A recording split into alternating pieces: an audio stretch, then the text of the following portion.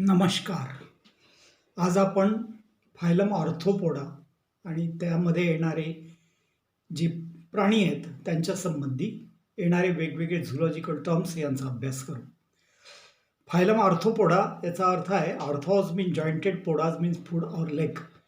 म्हणजे ज्या प्राण्यांमध्ये संधिपाद म्हणजे ज्यांचे पाय किंवा अवयव संधी असलेले असतील त्यांना आपण फायलम ऑर्थोपोडा या फायलममध्ये इन्क्लूड केलेला आहे. आता हा जो फायलम असतो या फायलममध्ये जी एक्झाम्पल्स आहेत त्याच्यामध्ये सगळ्यात मोठा हा फायलम प्राणी ॲनिमल किंगडममधला असून यामधील सगळे प्राणी तुम्हाला वेगवेगळ्या स्ट्रक्चर्समध्ये आढळतील. पृथ्वीवर सगळ्यात जास्त संख्या याच प्राण्यांची आहे आणि हे प्राणी जे असतात ते साधारणतः हे ॲक्वॅटिक असतात किंवा टेरेस्ट्रिडियल असतात किंवा एरियल असतात.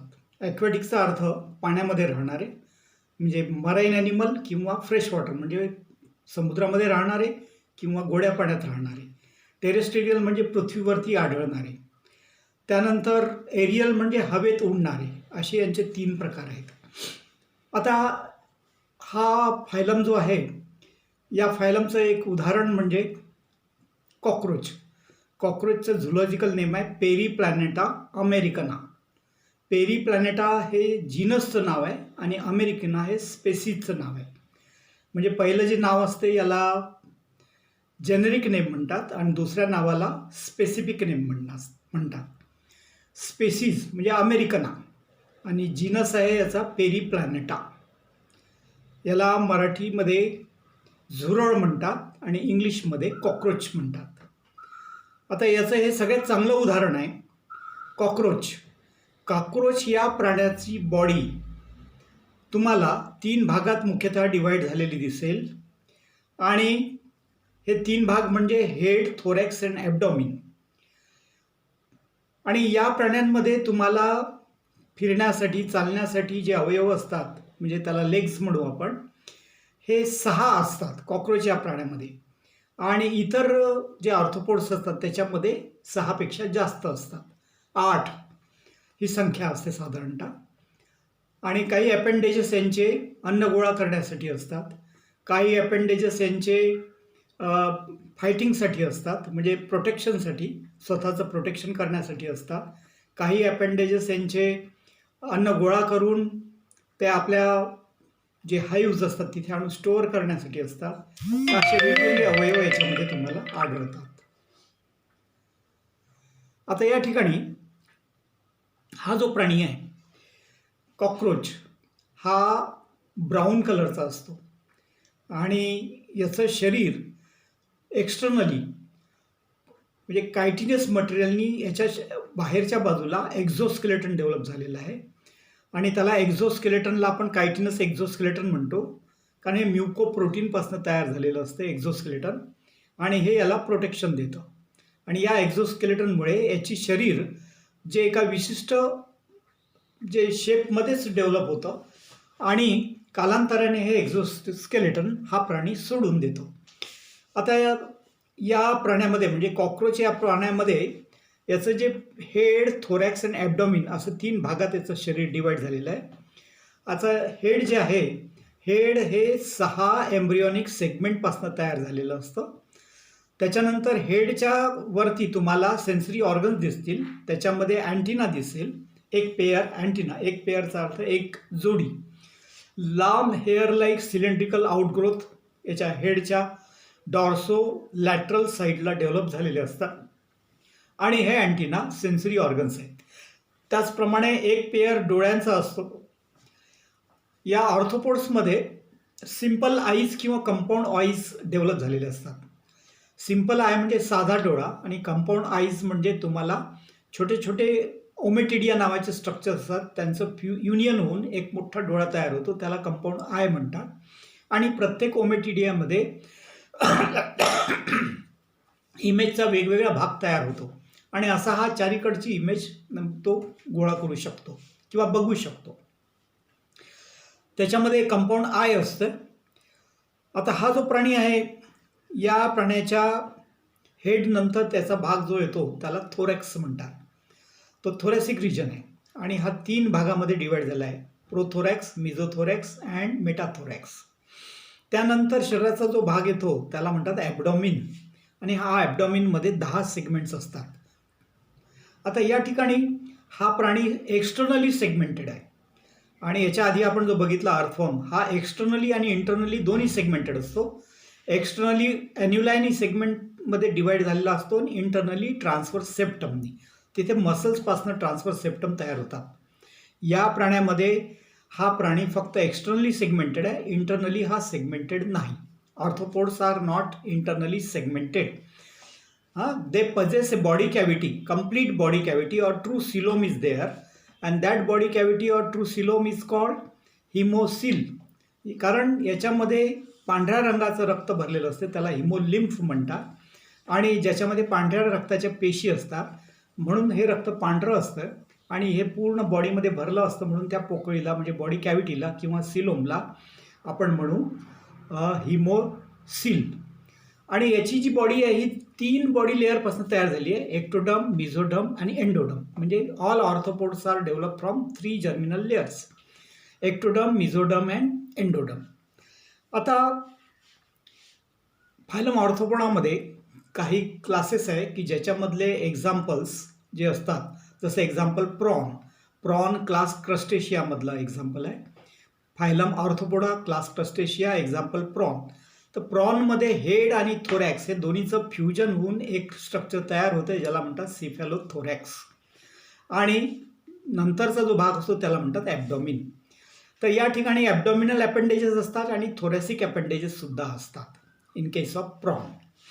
आता याच्याचप्रमाणे आता याची जी बॉडी असते कॉक्रोचमध्ये ती डॉर्सो वेंट्रली फ्लॅटन्ड असते. फ्लॅटन्डचा अर्थ अशी चपटी असते आणि डॉर्सल साईडला तुम्हाला याचे जे टर्गा दिसतील आपला आणि खालच्या बाजूला स्टर्ना दिसतील आणि लॅटरल साईडला प्ल्युरा म्हणजे टर्गल प्लेट्स डॉर्सल साईडला, स्टर्नल प्लेट्स वेंट्रल साईडला आणि दोन्ही टर्गल आणि स्टर्नल प्लेट्सला जे जॉईंट झालेली जी मेम्ब्रेनस स्ट्रक्चर आहे त्याला म्हणतात प्ल्युरा. आता हा जो ॲनिमल आहे याच्यामध्ये थोरॅक्सच्या रिजनला प्रोथोरॅक्स, मिझोथोरॅक्स अँड मेटाथोरॅक्स असे 3 भाग आहेत.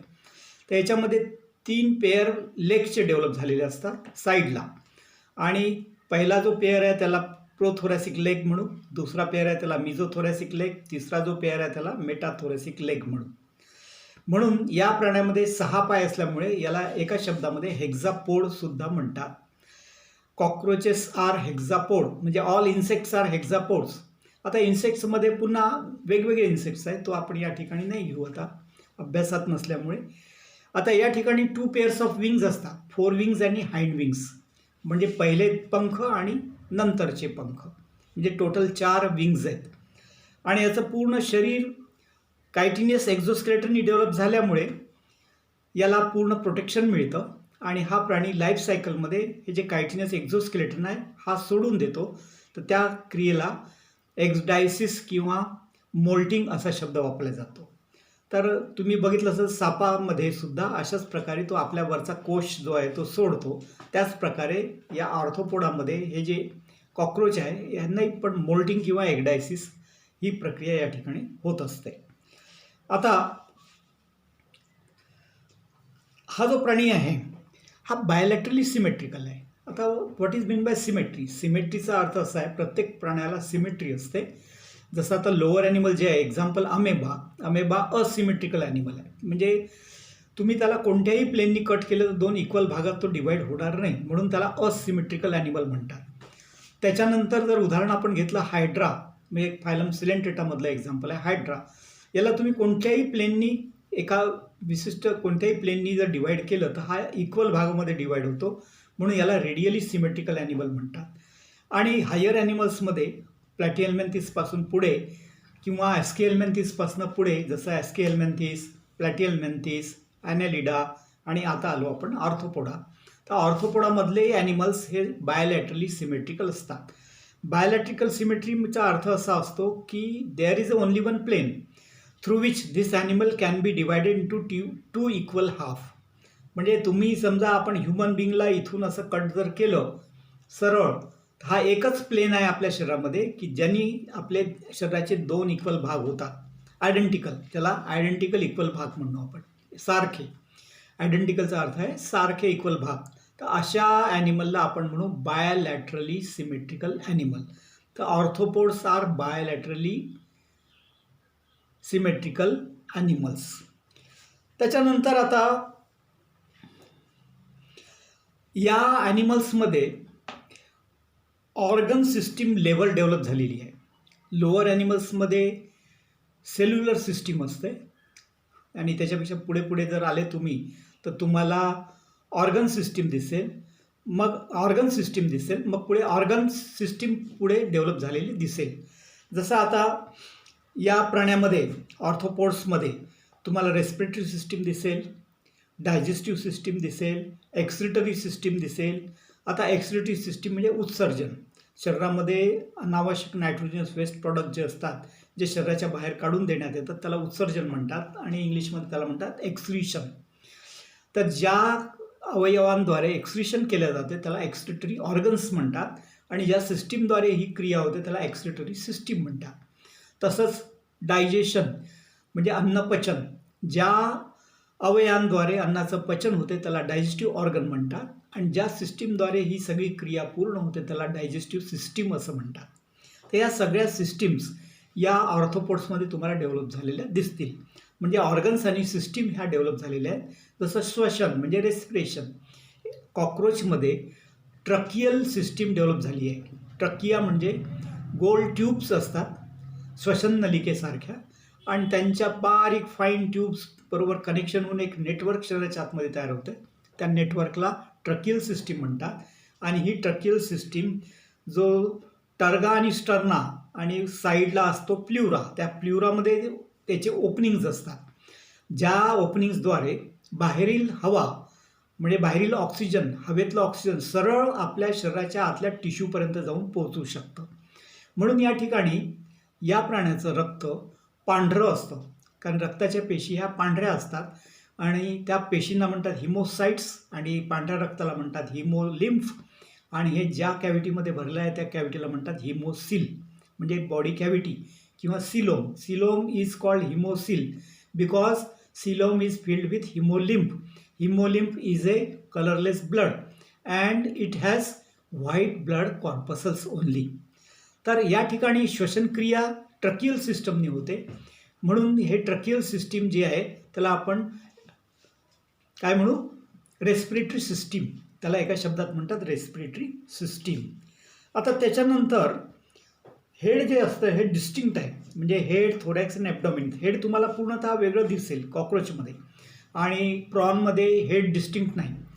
हे जे प्राणी असतात हे प्राणी कसे राहतात, हे एकटाही राहू शकतो, पाण्यात राहू शकतो, ग्रिगरियसचा अर्थ तो झुंडामध्ये राहू शकतो, कळपामध्ये, त्याच्यानं कॉलनी करून राहू शकतो, असे हे प्राणी आहेत. म्हणून तिथे शब्द वापरतात gregarious animal, colonial animal, aquatic animal असे शब्द वापरले जातात.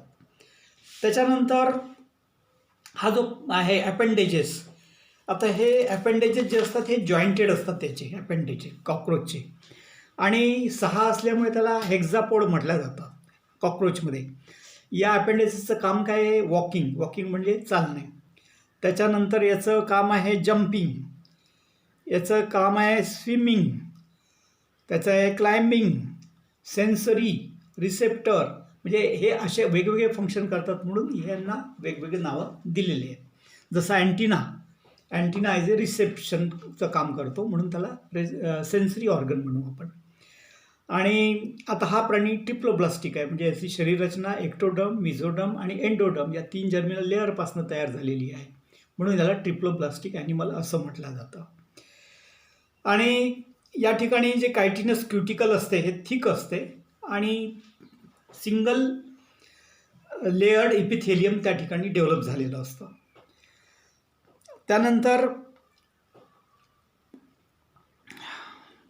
बॉडी वॉल जी असते याची, बॉडी वॉल ही ट्रिप्लोब्लास्टिक आहे आणि बॉडी वॉलमध्ये मसल्स असतात, त्या स्ट्रायटेड मसल्स असतात. स्ट्रायटेड, आता मसल्स जेव्हा आपण अभ्यास करू तेव्हा स्ट्रायटेड मसल्समध्ये स्ट्रायशन्स असतात म्हणून त्याला स्ट्रायटेड मसल्स म्हणतात. तर स्ट्रायटेड मसलपासून बॉडी वॉल तयार होते. ती कंटिन्युअस लेअर नसते याच्यामध्ये. हायर ॲनिमल्समध्ये कंटिन्युअस लेअर असते, इथे कंटिन्युअस लेअर नसते. याच्यात ट्रू बॉडी कॅव्हिटी म्हणजे ट्रू सिलोम प्रेझेंट आहे. आणि डायजेस्टिव्ह सिस्टीम जी आहे याची वेल डेव्हलप्ड आहे. माऊथपासून सुरू होते तर लास्ट ॲपर्चर जे आहे तिथपर्यंत ही डेव्हलप झालेली असते. आणि याचं जे माऊथ असते हे हेडच्या खालच्या बाजूला असतं कॉक्रोचमध्ये, आणि त्याला चारी बाजूनी ते बांधलेलं गेलं असतं. त्याला माउथ पार्ट्स म्हणतात. जसं आपला जबडा आहे, वरचा जबडा, खालचा जबडा, साईडला गाल असतात आपले, तसं या ठिकाणी माउथच्या वरच्या बाजूला जो असतो त्याला लेब्रम म्हणतात. खालच्या बाजूला जे असते त्याला लेबियम म्हणतात. साईडला जे असतात त्याला मॅन्डिबल्स म्हणतात. त्या ठिकाणी मॅक्झिले असतात, मॅक्झिलरी पाल्प असतात. अशा टाईप याचं माउथ तयार होतं. आणि मधात जिभेसारखा जो स्ट्रक्चर असतो त्याला हायपोस्टोमॅटा म्हणतात, हायपोग्लासिस म्हणतात. आता याचं जी अन्ननलिका आहे ही 3 भागात डिवाईड झालेली आहे: फोरगट, मिडगट, हाइंडगट. आता जो फोरगट असतो तो फोरगट माऊथपासनं म्हणजे फॅरिंग्सपासनं तर गिझार्डपर्यंत असतो. गिझार्ड याच्या अन्ननलिकेमध्ये एक असं स्ट्रक्चर आहे की ज्याच्या आतमध्ये हार्ड मटेरियल जरी गेलं तरी ते ग्राइंड होतं. जसं चक्कीमध्ये दळल्या जातं तसं हार्ड मटेरियलसुद्धा ग्राइंड होतं. तर याचं फोरगट आणि हाइंडगट जे असतं हे जे लाईन झालेलं असतं, हे लाईन झालं असतं याचं क्युटिकलनी लाईन झालेलं असतं. त्याच्यामुळे मधलं जे मिडगट असतं ते इपिथेलियमनी लाईन झालेलं असतं. त्यानंतर आता हा जो प्राणी आहे याच्यामध्ये जे श्वसन होतं म्हणजे रेस्पिरेशन, म्हणजे for example in case of arthropods respiratory organs are variously develop, म्हणजे वेगवेगळ्या प्रकारचे डेव्हलप आहेत. तर जसं tracheal system, gills, book lungs आणि बुक गिल्स असे त्यांचे नावं असतात. ते वेगवेगळ्या प्राण्यांमध्ये तुम्हाला आढळतात, ऑर्थोपोड्सच्या वेगवेगळ्या प्राण्यांमध्ये आढळतात. जसं आता गिल्सनी जे रेस्पिरेशन होते त्याला ब्रॅकियल रेस्पिरेशन असं म्हणतात. ट्रकियाने जे रेस्पिरेशन होते त्याला ट्रकियल रेस्पिरेशन असं म्हणतात. आणि या ॲनिमलमध्ये जी सर्क्युलेटरी सिस्टीम आहे ती open type of circulatory system आहे. जसं अर्थवॉर्म याच्या आधी आपण बघितला, त्याच्या अर्थवॉर्ममध्ये close type of circulatory system होती. क्लोज टाईप ऑफ सर्क्युलेशनचा अर्थ असा आहे की त्याच्यामध्ये हृदय म्हणजे हार्ट आणि ब्लड व्हेसल्स म्हणजे हार्ट आणि रक्तवाहिन्यांमधून जेव्हा सर्क्युलेट होतं तेव्हा त्याला क्लोज टाईप ऑफ सर्क्युलेशन म्हणतात. हे सगळं आढळतं अर्थवॉर्ममध्ये. पण ऑर्थोपोड्समध्ये तुम्हाला ओपन टाईप ऑफ सर्क्युलेशन आढळेल. ओपन टाईप ऑफ सर्क्युलेशनमध्ये फक्त हार्ट प्रेझेंट आहे म्हणजे हृदय, आणि ब्लड व्हेसल्स अब्सेंट आहे.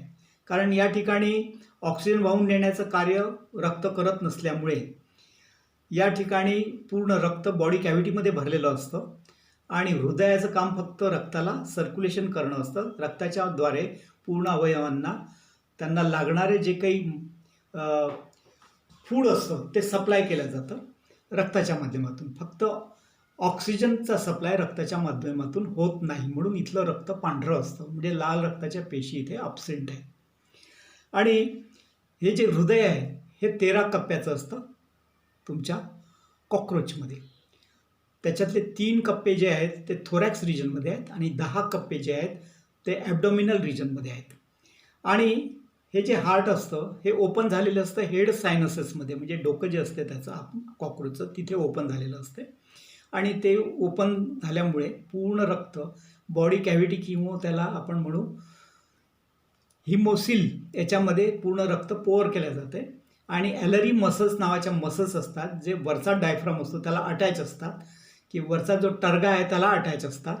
त्या ॲलरी मसल त्रिकोणी असतात, त्याच्यामुळे हृदयाचं आकुंचन आणि प्रसरण ही क्रिया होत असते. आता हा जो प्राणी आहे कॉक्रोच, या कॉक्रोचला याच्यामध्ये रिप्रोडक्टिव्ह सिस्टीम ही डेव्हलप झालेली असते आणि मेल रिप्रोडक्टिव्ह आणि फिमेल रिप्रोडक्टिव्ह सिस्टीम. आता या प्राण्यामध्ये दोन सेक्सेस वेगळे आहेत म्हणून याला डायोशियस हा शब्द वापरला जातो. डायोशियस.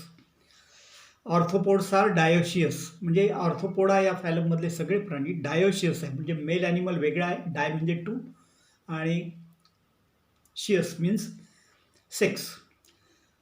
वेगवेगळे सेक्स आहेत, दोन सेक्स आहेत, मेल आणि फिमेल. म्हणून मेल कॉक्रोच आणि फिमेल कॉक्रोच तुम्हाला वेगवेगळे डेव्हलप झालेले दिसतील. आता या ठिकाणी जे याचं अन्ननलिका आहे ते 3 भागात डिवाइड झालेलं आहे आणि अन्ननलिकेच्या हिपॅटिक सिकी नावाचे स्ट्रक्चर आहेत, ते हिपॅटिक ज्यूस सिक्रेट करतात. आणि माल्फिजन ट्युब्युल्स नावाचे जे स्ट्रक्चर आहेत ते एक्सक्रिटरी ऑर्गन्स आहेत, ते शरीराच्या आतलं सगळं एक्सक्रिटरी मटेरियल गोळा करतात, अन्ननलिकेत आणून सोडतात. आणि या ठिकाणी आता जे एक्सक्रिटरी प्रॉडक्ट असतं ते एक अमोनिया असतं. तर अमोनिया जे असतं ते पाण्यामध्ये विरघळून शरीराच्या बाहेर काढून देण्यात येतं. त्याच्यामुळे ते जे इन्सेक्ट्स असतात हे 2 प्रकारचे असतात. एक अमेनोटेलिक नावाचा इन्सेक्ट असतो आणि एक युरिओकोटॅलिक. म्हणजे त्या ठिकाणी युरिक ॲसिड या फॉर्ममध्ये नायट्रोजन वेस्ट मॅटर शरीराच्या बाहेर काढून देण्यात येतं.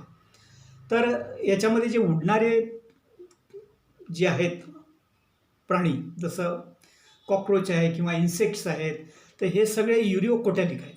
म्हणजे यांचं जे शरीरामध्ये पाण्याचं प्रमाण कमी असतं आणि त्याच्यामुळे शरीरामध्ये नायट्रोजन वेस्ट मटेरियल साठवून ठेवू शकत नाही. ते शरीराच्या बाहेर सेमी सॉलिड किंवा सॉलिड स्वरूपात काढून देतात. आणि असे जे प्राणी आहेत जे युरिक ॲसिडच्या रूपात एक्सक्रिटरी मटेरियल बाहेर काढतात त्यांना युरिकोटॅलिक ॲनिमल म्हणतात. आणि जे अमोनियाच्या स्वरूपात पाण्यात विरघळून ते नायट्रोजन वेस्ट प्रोडक्ट शरीराच्या बाहेर काढतात त्यांना अमेनोटेलिक ॲनिमल असं म्हणतात.